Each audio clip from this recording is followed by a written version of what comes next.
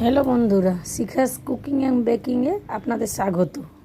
পুরুলিয়া থেকে আমার বোন শুকনো সজনে শাক পাঠিয়েছে, ওটাই আপনাদের সাথে আজকে আমি শেয়ার করব যে একটুও তেতো লাগবে না খাওয়ার সময়।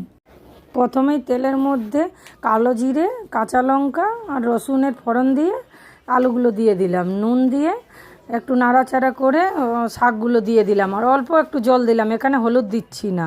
দিয়ে ভাজতে ভাজতেই তৈরি, খুব সহজ এবং খুব তাড়াতাড়ি হয়ে যায় এটা।